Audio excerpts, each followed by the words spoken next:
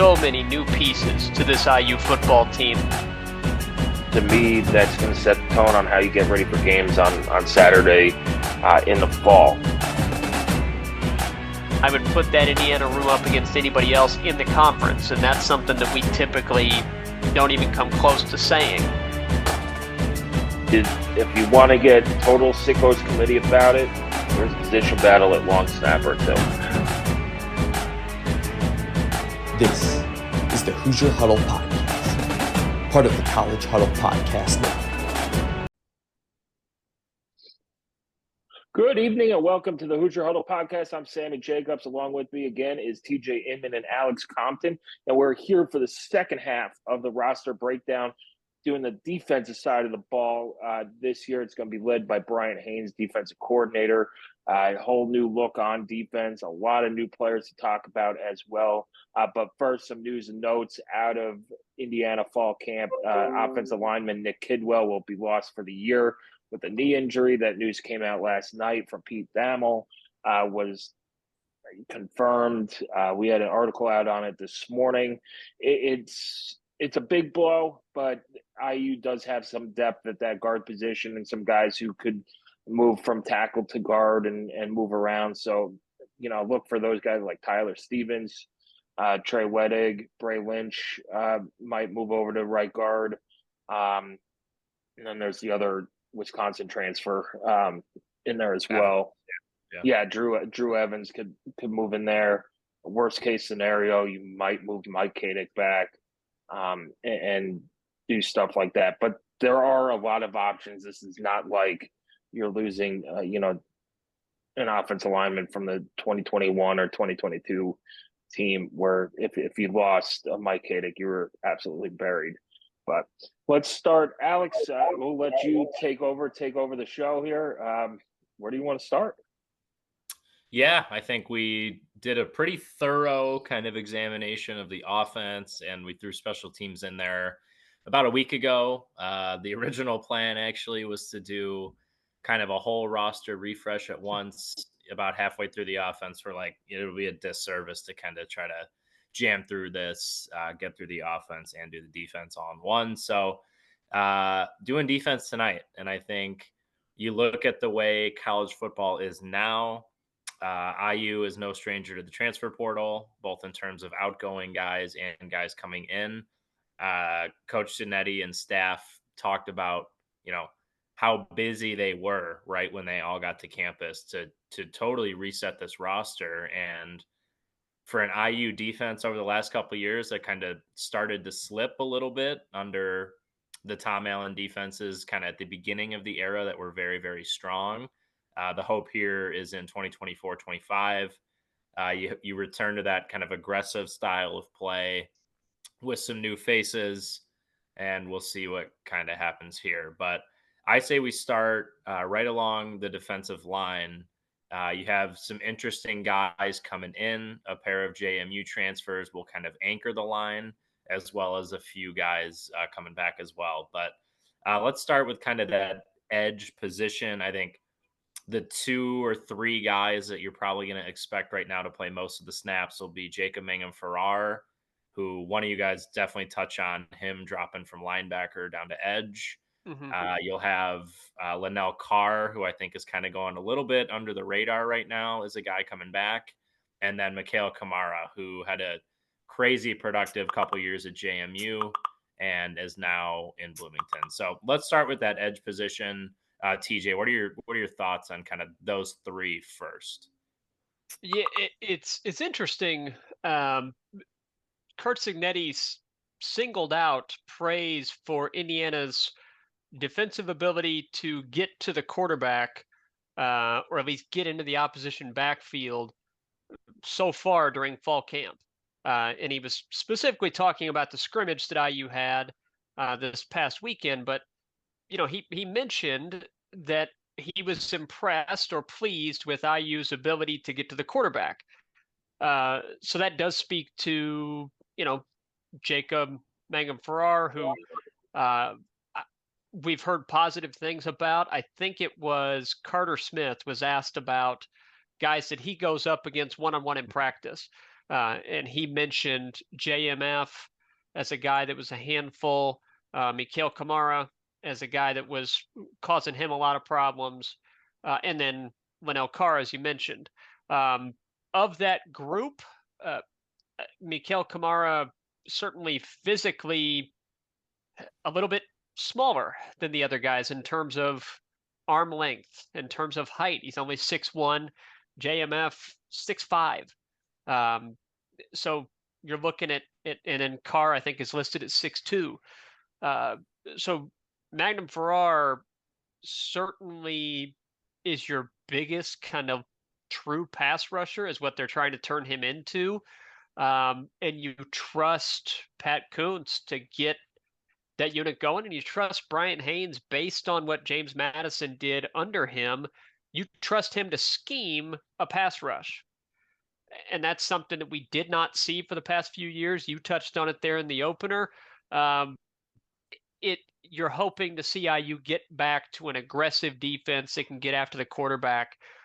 You look at last season, Indiana in sacks had 20 as a team, which is not dreadful, but it's certainly not good. And of that group, Aaron Casey was 6.5, Linnell Carr with 5. So Linnell Carr's your top returning sack man. And it would not be a shock to see him lead the team in sacks. But I think Kamara and JMF can certainly do that as well. Kamara does provide a bit of versatility. He can slide around and play on the inside a little bit as well as the outside. So I think it's a good group, but Indiana certainly is still looking for a guy that can just line up across from the opposing tackle and just beat him without scheme, without needing to do any stunts or anything. Just line up against your man and beat him.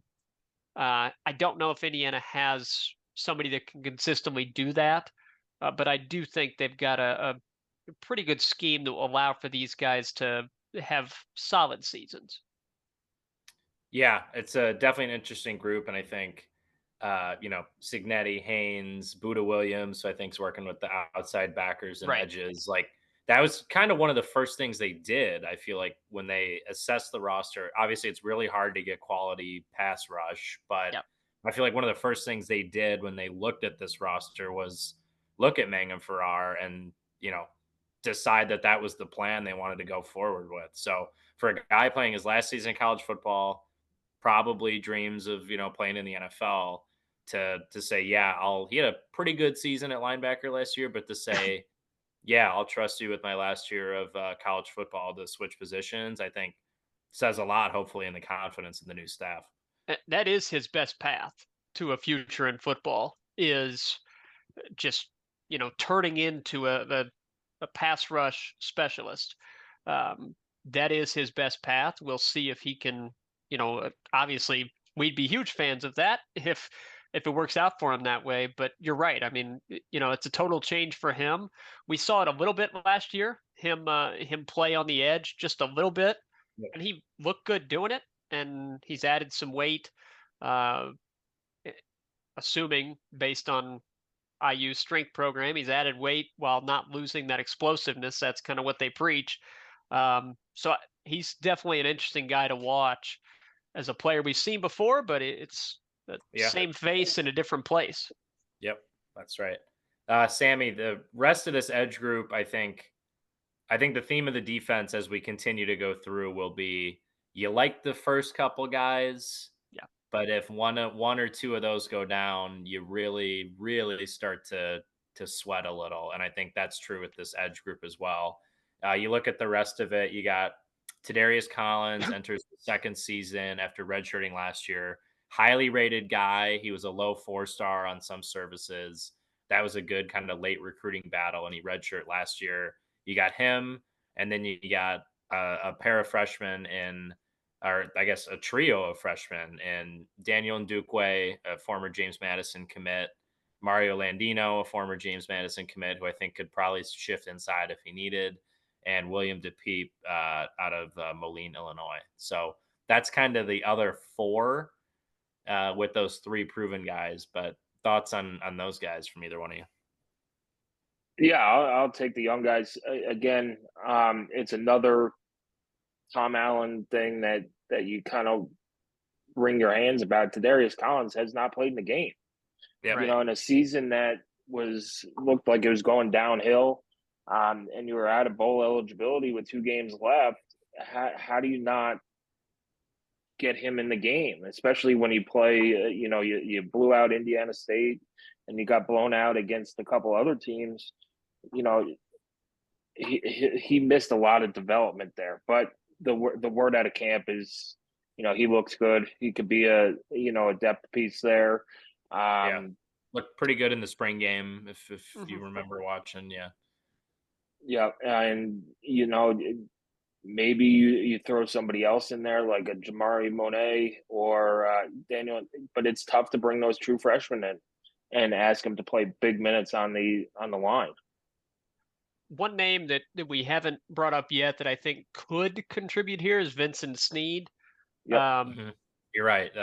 We're not really sure where he's going to fit in.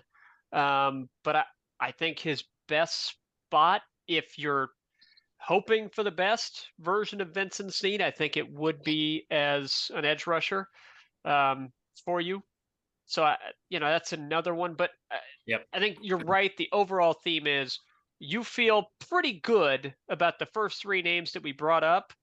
The others are options that could be good players for you this year. They could, but you're asking major questions, and it's a lot of hope instead of, hey, we've seen it before in some version of college football.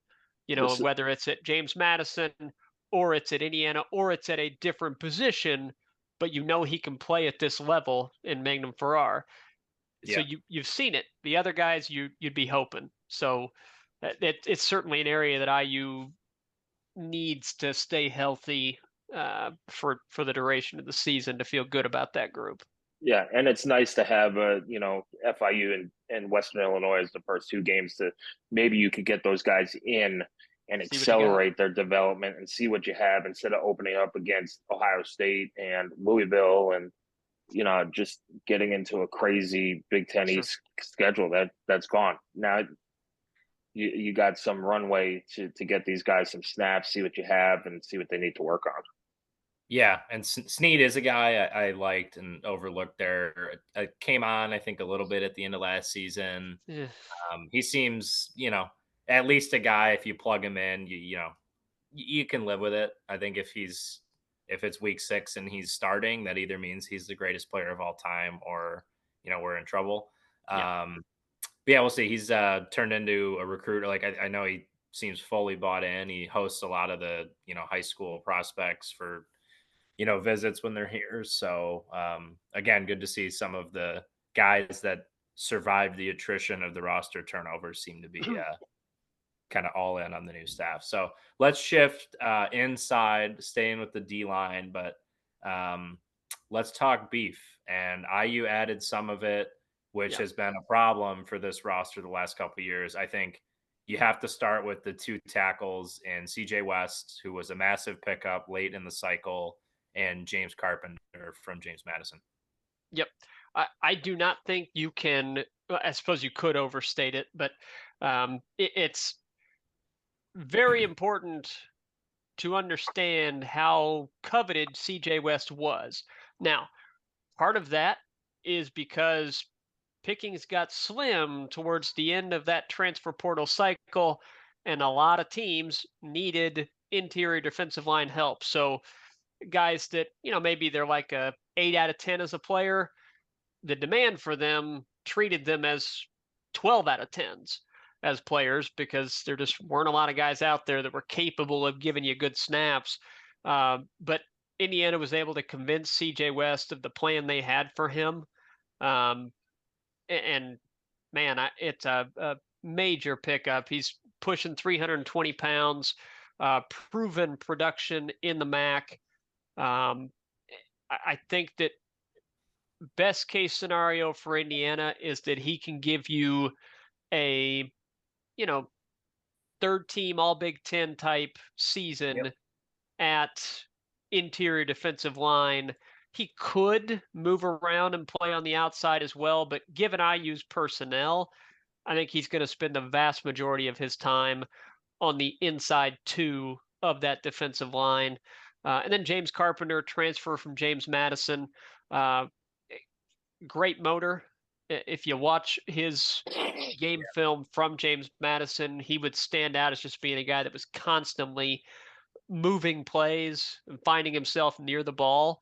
Um, I'm not sure. I think that the big issue for Indiana's interior defensive line is how are they going to hold up against strong Big Ten running games? Yep. To be determined. Um, Beyond, and you have to have interior line depth because you can't rely on West and Carpenter to play 80% of the snaps and just get leaned on by, these massive guards and centers that they're going to go up against with Indiana's schedule. So you're looking at that next line. Who's that going to be? Yeah, you got a Monet, couple Marcus Burris, Marcus Robbie Burris and Harrison. Robbie Harrison. Yep. And then Tyreek Tucker was Yep. a good late addition. Yep. He entered the portal late from James Madison. We weren't sure. Is Indiana interested? It seemed like they needed him. Yep. And they went out and got him. Good thing about him, he's a redshirt sophomore, so he's got, 2 additional years here, but very good depth piece. So I feel like they did a good job addressing the depth and adding really good starting quality to that interior defensive line, because going into it, man, that group was looking really rough. Yep. And a huge concern, and it's not really that for me anymore. That's one of the classic, college, you get home, you're looking for something to eat, and you open up the fridge and you go, oh shit. Yeah. That was the D-line room, I feel like, when this new staff got here. All these shiny new toys, open up the cupboard, there's nothing in there. So Nothing in the trenches. No. overall, a good job, I think, piecing this room together. Sammy touched on Jamari Monette, I think, is a guy that can probably play a little on the inside as well. Didn't play last year, but at least has the body. Yeah, I think for me, it really is. You got to keep Carpenter on the field. He missed spring ball.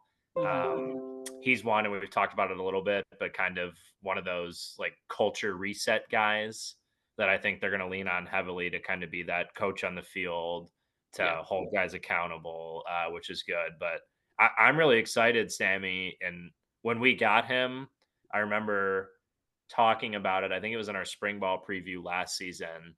If, 5 years down the road, he's in the NFL and had a great college career, you go, how the hell did Indiana get this guy? And I think that's Marcus Burris for me still. I think you look at all the tools, and I think if you put him in an environment and a structure where he's not penciled in as a starter right now, he's going to have to play his way onto the field, which he did not have to do last year. And I think that's exciting, and hopefully that's exciting for him. Yeah, and have a staff that knows how to use them and puts them in positions to succeed. And I think that's what Brian Haynes said on the BTN show, was that they're going to be aggressive with the defensive line.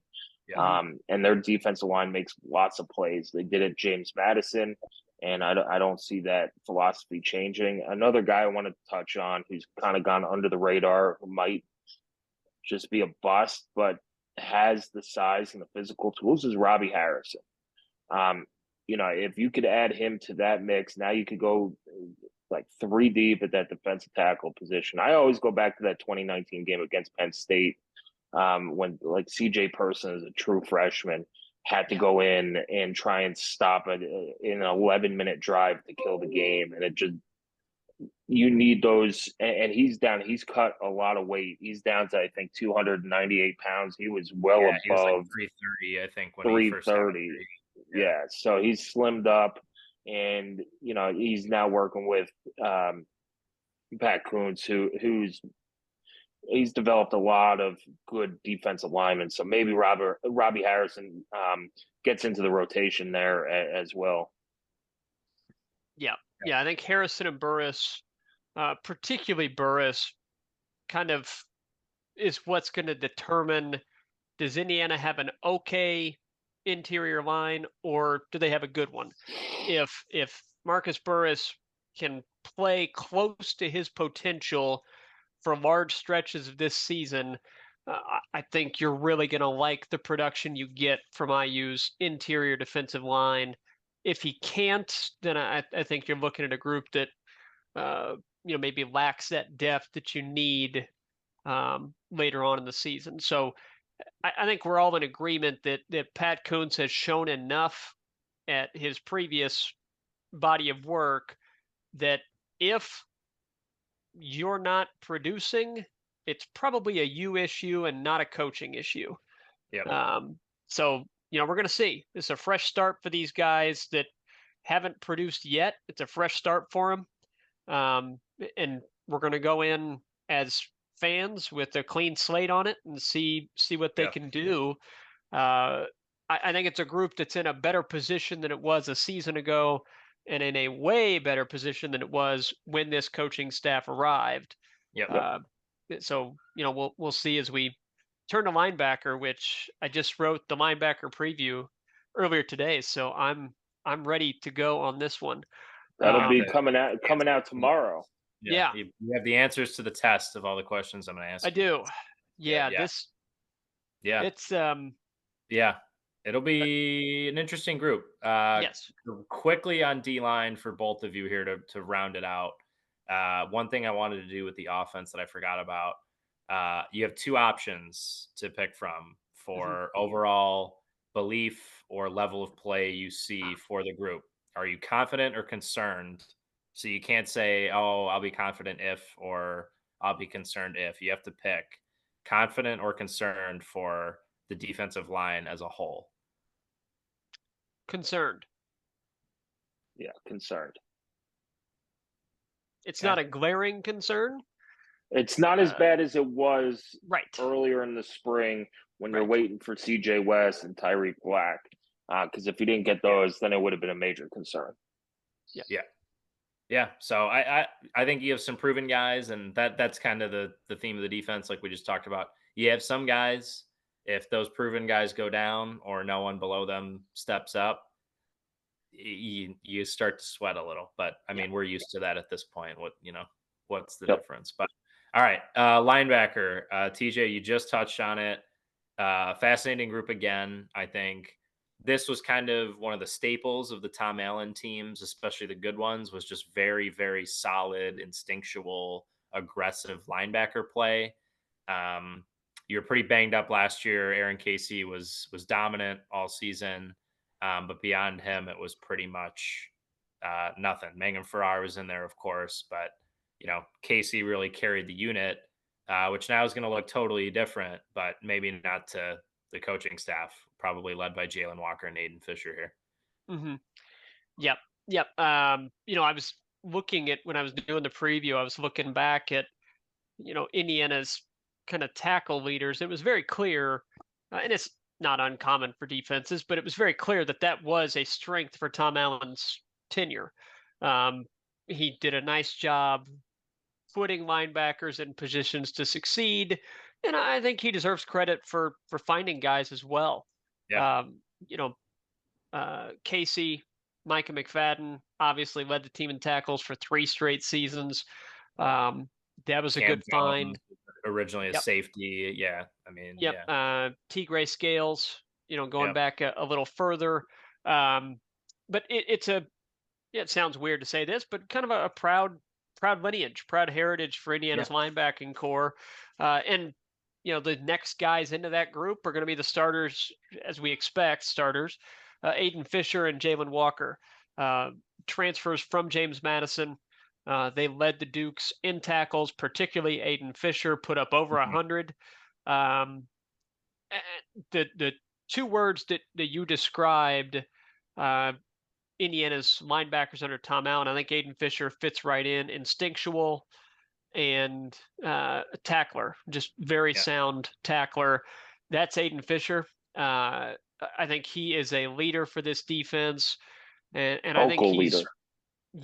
he's a, it's cliche, but coach on the field based on, he has a wonderful relationship with Bryant Haynes, really talks glowingly about Bryant Haynes, and Haynes does the same with him. They apparently, I'll take their word for it, bounce ideas off each other. Aiden Fisher goes to Bryant Haynes regularly with, scheme ideas or, tendencies. That was something that he said that they did all last season, and it's carried into this season for Indiana. There was no doubt with these two guys that they wanted to stay together with Coach Haynes, Fisher and Walker. Jalen Walker might be the most athletic player on the team.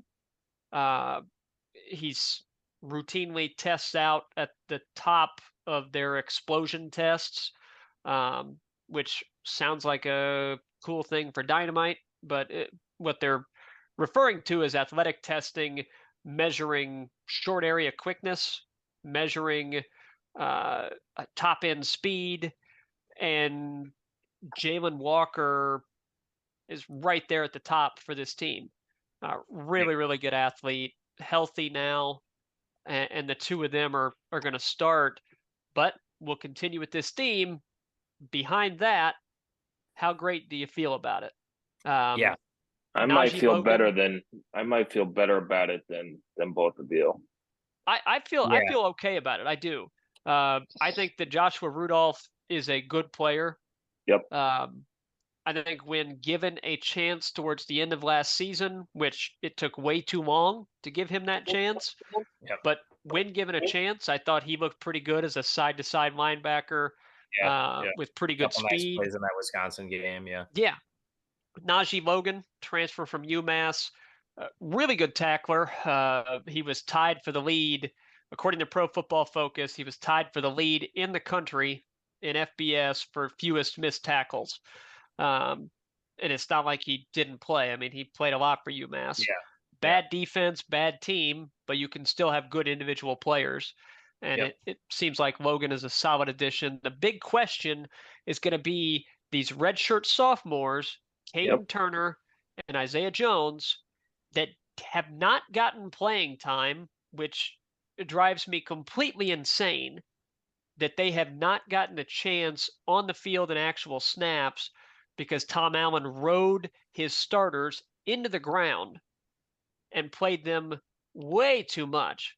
Didn't give these guys a chance to get on the field and get some experience. So we don't know what they have. Caden Turner and Isaiah Jones, you're counting on them to provide depth, and it's just a question mark. It just is. You don't know. Quentin Clark, freshman, I feel really good about. That's your guy. I like him a lot. I think he is, I personally, it's a long way away, but I think he could start for you, in Jalen Walker's role as early as next year. We'll see. A ton of time to develop and bring in transfer portal guys. Who knows? But Quentin Clark fits that mold of a really athletic, quick linebacker that could play that position well.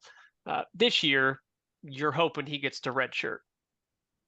Yeah, that would be the hope. I saw one shot of him. I think the Herald Times had it of him like warming up before practice. I mean, he looks the part. Like he certainly looks the part. I mean, I think you nailed it. Isaiah Jones has played 2 games, probably on special teams. I don't really remember. No, he started the bucket game in 2022. I think Turner got a couple starts. Him and Turner, going into last year, I thought, man, you have some depth at the linebacker position, and then like you said, TJ, Allen just ran them, Casey and JMF, into the ground. And, the only time we saw Caden Turner, no, that was Brock Lowry threw the fake punt. Was Caden Turner was as the punt protector. And they just switched him out in Maryland because they wear the same number. And Rudolph wasn't until late. No, Yeah. and he played real. You know, you don't win that Wisconsin game without him. Yep. I mean, he made a couple huge plays there, and then Isaiah Jones, I think, was the leading tackler in the bucket game 2 years ago, and then they just disappeared off the face of the earth. I mean, we had Caden Turner as one of those sleeper guys to break out last year, and it was like, where did he go? Yeah. Yeah.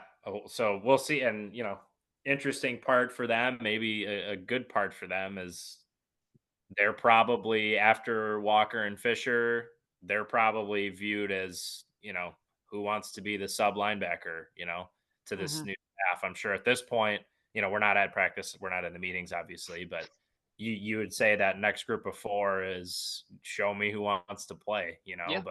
um, but we'll see. And then one thing I think kind of went under the radar was we did have another portal commit from Troy, Jaden McDonald, uh, who I And then he like. transferred back out. Yep, and then he flipped out to I think UConn, which was really interesting. But so that was another one you would have had. Obviously, you don't now. But you got 6 at least bodies who have played in big time football games. So now you wait and see. Correct me if I'm wrong. McDonald left, which is why they went and got Logan. Is that was that correct, or did they have both of them on the roster at the The same time? timeline might be right. I'm not sure. I think they had both of them on the roster Okay. at one I point. thought Well, so, yeah. Because McDonald was an earlier one. Logan yeah. was pretty late, but Okay. and then I think other guy on scholarship, I believe, is Elijah Hardy, who they got late as well. I think he was at a prep school. Yeah, the Naval Academy Prep School, Yeah. which his eligibility is a weird, like, because now he's listed as a redshirt freshman, but Yeah, he's small, like yeah. yeah. So yeah, that's the other one of note. But yeah, interesting group. I think Brian Haynes is extremely well regarded, it seems, in the coaching circles, among the media, etc. So not only he'll be calling the defense, but he'll be working with the linebackers. So having 2 guys you're comfortable with is great. The challenge for him, like we just talked about with the defensive line, is 3 through 5, 3 through 6 has to be ready to play just as much as 1 through 2. Mhm. And that has not been the case for Indiana in recent years. So, all right, we'll play the game again. Confident or concerned in IU's linebacking group? Confident. Confident. I would say I'm actually more concerned, I would say, about this group than I would be the defensive line. I just think defensive line, you have more bodies this year than I think you've Mhm. had in prior years that you can mix and match with. And I think scheme and just squeezing all of the juice out of the lemon, I think the new staff hopefully does that better. But linebacker, I don't know. I don't know if Turner and Jones are ready. I I just don't know. don't see him if you're up 50-0 on Oh yeah, Western Illinois. I don't see Kirk Signetti playing. yeah, Playing his 2 starters there like Tom Allen would do with Micah McFadden and Aaron Casey out there against Idaho playing 80 snaps when it's 56-0.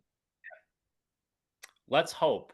Let's hope. But yeah, so we'll see. Interesting group there as well. So we'll transition into another one loaded with new guys, some under the radar guys, I think, as well. That I think this will be good for probably me too to go through with you guys as well. And then some returning guys, and that's the defensive back group as a whole.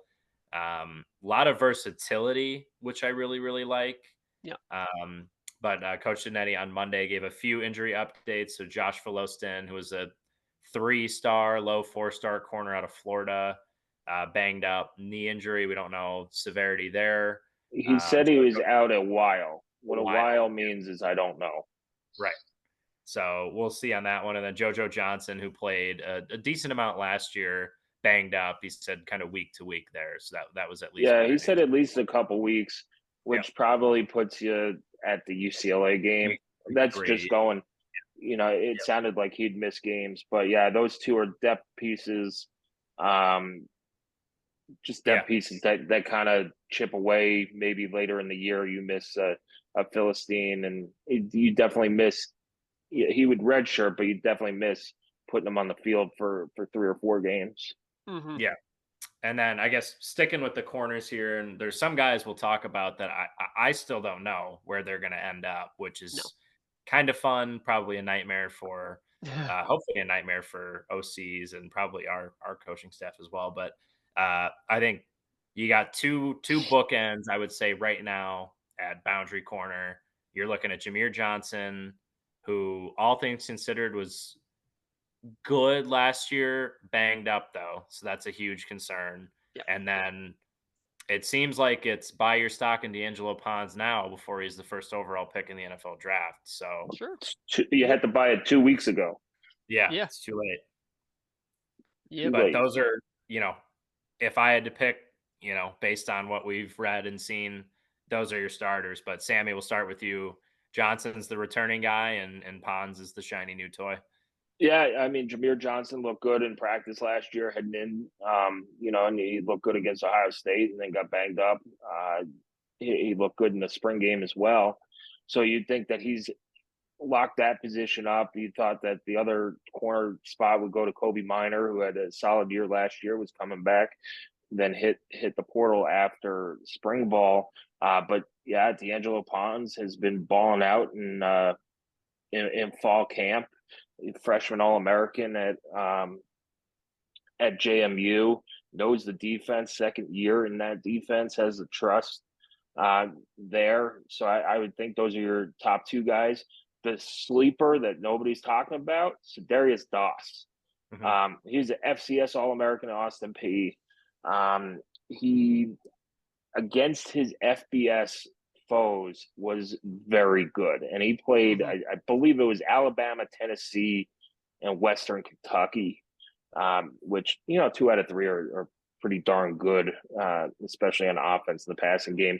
I think he goes there. You'd like to see JoJo Johnson be the fourth guy, but if he's out, you might have one of those. Sharp. Yeah, Sharp. Yeah, Jamari Sharp. You might, in a pinch, move Nick Toomer back down to corner. He could play both. DJ Warnell, maybe, but he's more of a safety rover type of guy.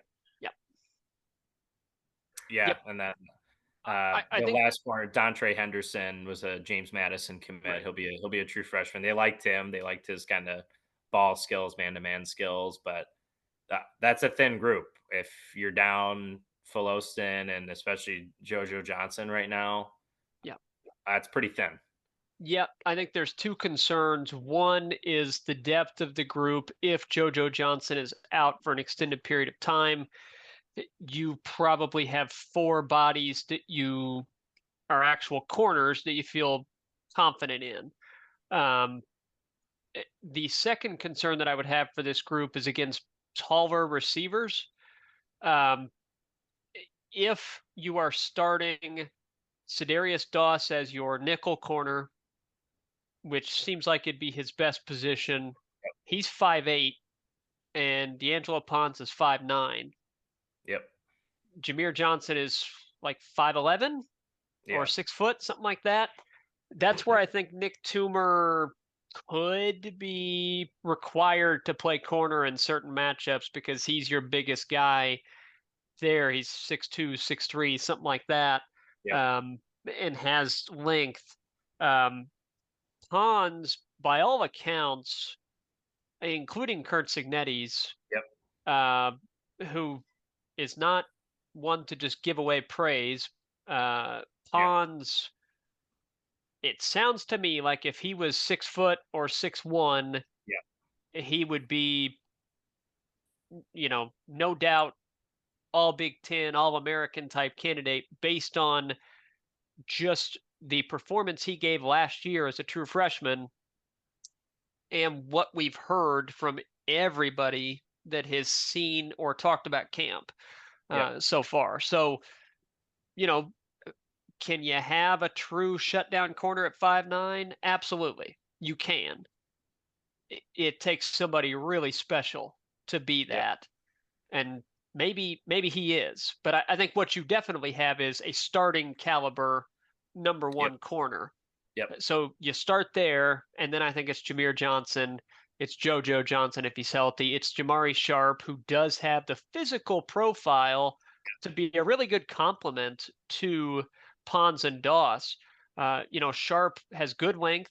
He's, I think, listed at 6'1", and he looked that when he played last year. He was inconsistent, but flashed Yep. the physical tools you look for. So if you can harness that and get consistency, I think you feel good about that group, but they've got to stay healthy. If you have another injury or two in that group, you're really starting to sweat there.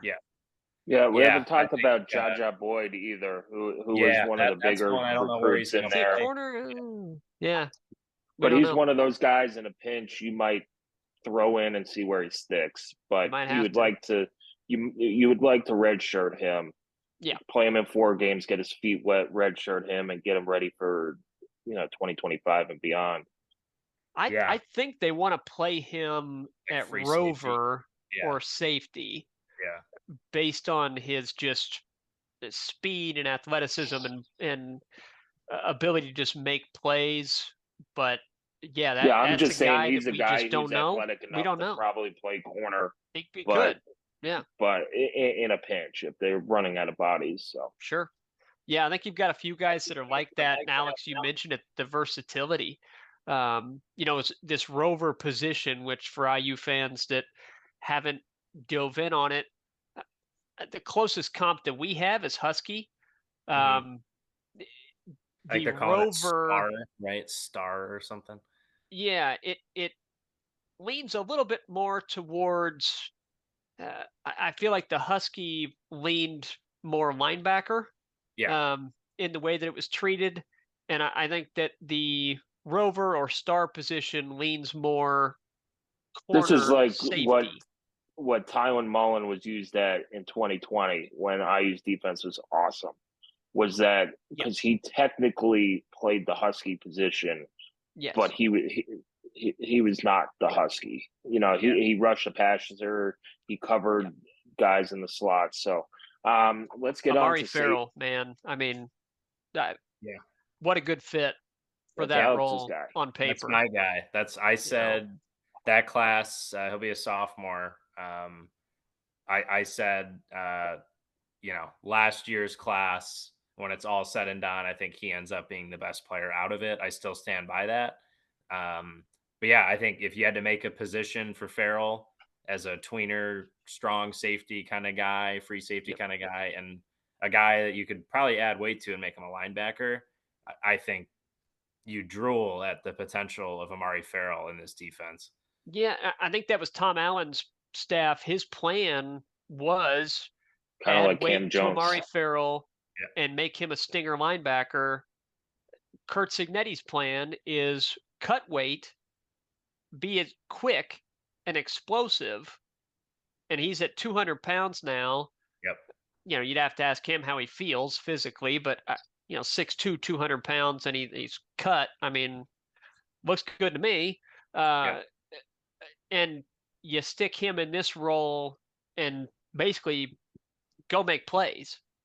I mean, I think it's a really good fit for Amari Farrell, and I think he's in for a really fun year watching him. Now, the question comes, what's behind him at that position? And that's where we just don't know. We do not know. Are they, is Bryson Bonds? Is he a safety? Is he this position as a backup? Is Tyrick McDaniel? He's probably a safety. Is Terry Jones Jr.? Where's he going to go? So many guys that it's just good bodies to have, good depth pieces to have, but how are they going to put the puzzle pieces together?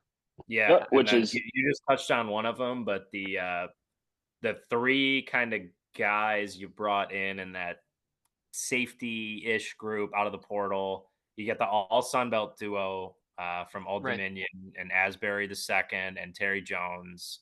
And then you also get DJ Warnell from Arizona, who he kind of played that like Husky position. He kind of has played all over. But I think those are 3 interesting ones. But Sammy, Asbury seems like a guy that is not getting enough attention as a guy that could really have a good season. Yeah, I mean, if you go back and watch his Old Dominion stuff, and there's not much out there, but you saw him against JMU. He it's either a fumble that barely or a pick that he ran it back for a touchdown. He had a pick in the spring game as well. He's just a high motor guy who's kind of undersized, but he's gonna lay the lumber. And Bob Sanders is a small guy too, and he just destroyed people at Iowa and with the Colts, and probably ended up destroying himself. But Asbury's gone under the radar. Basically, any defensive back outside of D'Angelo Ponce has gone under the radar in fall camp, and we haven't gotten to speak to the safety group. I'm sure that's coming up, but those Terry Jones, I think, made some plays in the spring game as well. Yeah, he had a pick off the Rourke, I believe. One of them was going to be a pick six that got called back for like an illegal formation or something. Yeah, that was Jones. Yeah, so it's those two guys could play. They have experience, and those two they might not start together, but they might be the guys who you count on at the end of the game. Hey, we need to stop. You put them in there, and don't forget Josh Sanguinetti's back. He has a nose for the ball too. He always seems to come up with a big interception. He did it against Illinois in 22. He did it against Penn State in 23. He's back there. Bryson Bonds might just be a special teams player. I can't believe he's only a redshirt junior. It feels like he has played 9 years of Indiana football. But I mean, he'll, another good chance. He always seems to be healthy, which is kudos to him. But Sanguinetti, and then we touched on him a little bit, who I think is kind of the wild card, is Nick Toomer, who had a solid season last year. I think safety is probably his best position, so we'll see. But that's one in that safety mix, corner mix. It's lots of wild cards. Lots of wild cards, and just in terms of positional versatility, which is a good thing. Yep. It's certainly a good thing. And they've got that way. Yeah, they've got some good size in that group, which helps because your corners and Asbury, you'd probably say, are a little undersized in general. So that's a good complementary thing to have. Overall, I think it's a group that you can piece together a really good secondary. You can probably piece together a good group of twos that you feel good about. Yep. And again, beyond that, you're probably playing some guys at positions they aren't necessarily best suited for, but you need bodies out there that you can trust. Once you get beyond that. And hey, a lot of teams are going to be in that boat. That's not just an Indiana problem. If you have a run of injuries at one particular position group and you're not a power, well, you're going to be in big trouble. Even some of the powers are struggling with depth with the transfer portal nowadays. That's true as well. Yeah. So I think it's what I do like about this Indiana secondary is a lot of experience, not at Indiana, but a lot of experience in general playing, good level of college football.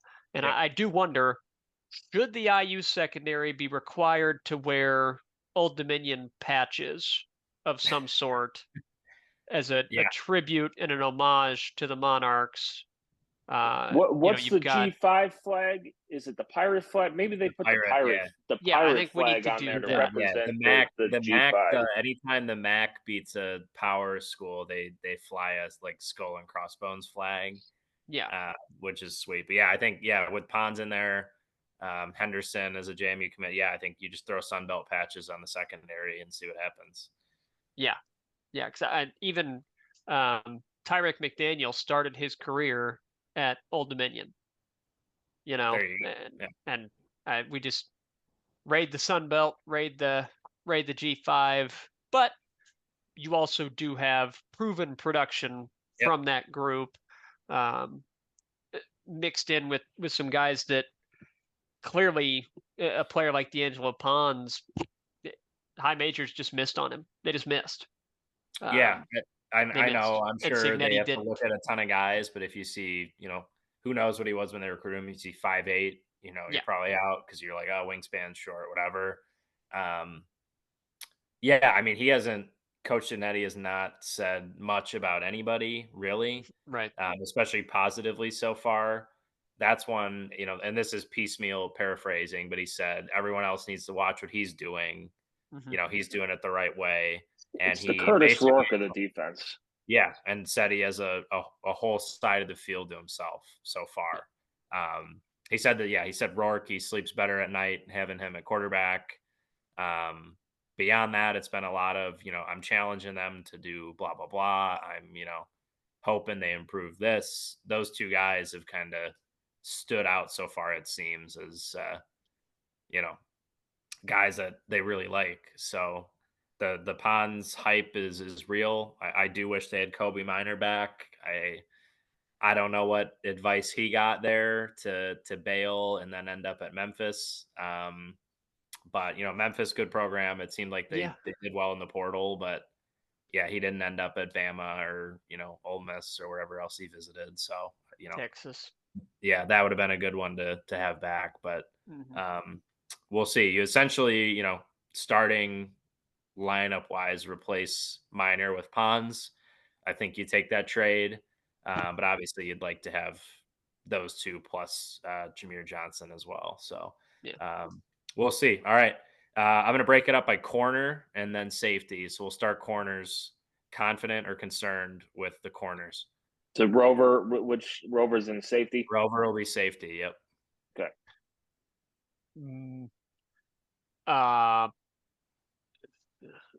Confident about the talent, concerned with the depth. You got to pick. Yeah. I was going to say confident with the starters and concern with the depth. So yellow light, I guess. I don't know. Yeah. I would lean concerned just because you know how it's going to go. There's going to be guys that are going to miss weeks and limited in practice, and yeah, with the news that came out on Monday with those two injuries, it's a concern. Yeah.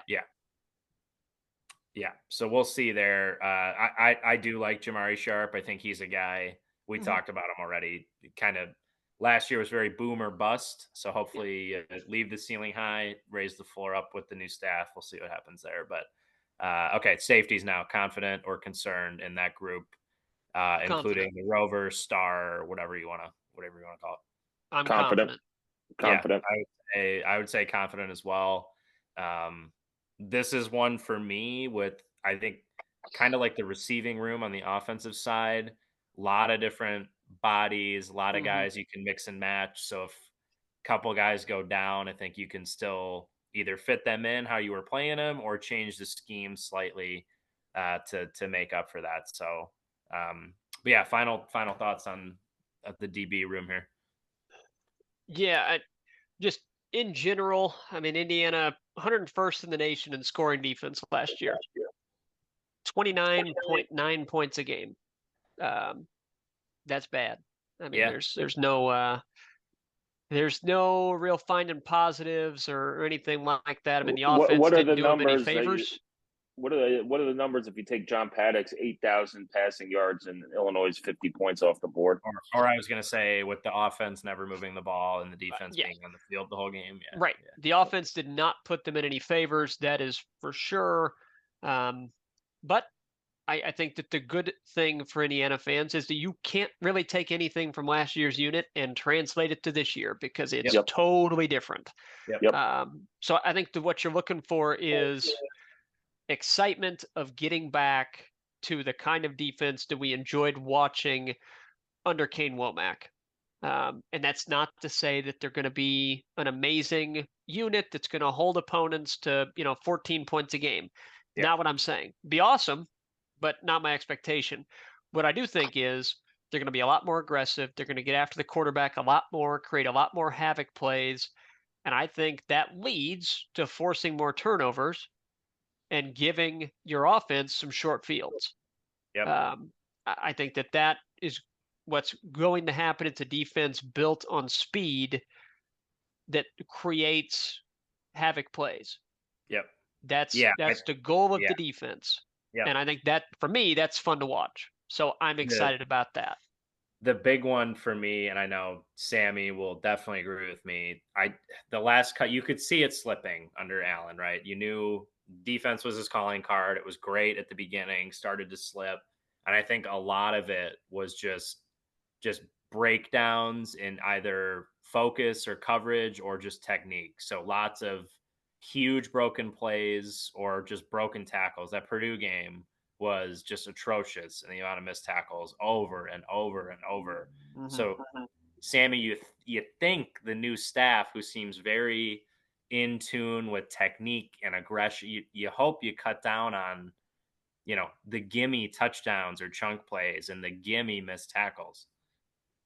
Yeah, I mean that's the goal. But here's the concern: Cignetti does not tackle that much in practice, and so how is that going to translate to when you get onto the field? They did it in spring. The spring game was the first time they tackled all spring. It looked okay, but it's always when you get to that live game. But luckily it's FIU and not OSU.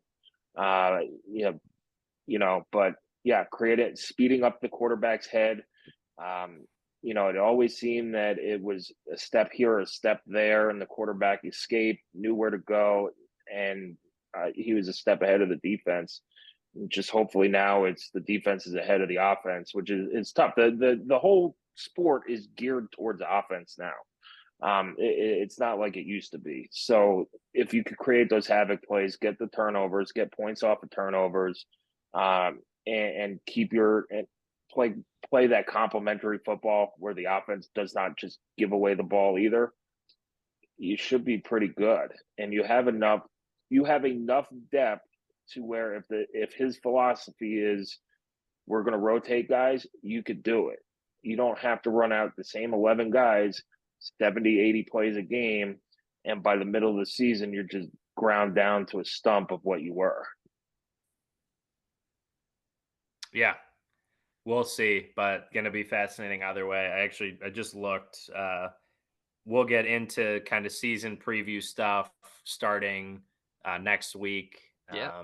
So that actually next week is week 0. So we'll kind of start kicking into, season mode even more than we have so far. But just looked, currently I'm seeing like IU is a 21 point favorite for week 1, which is it's jumped up. Probably higher than I would have thought it would have been, honestly. But kind of interesting. But yeah, totally new defense. So like we said, hopefully this was, helpful for folks to kind of go through position by position.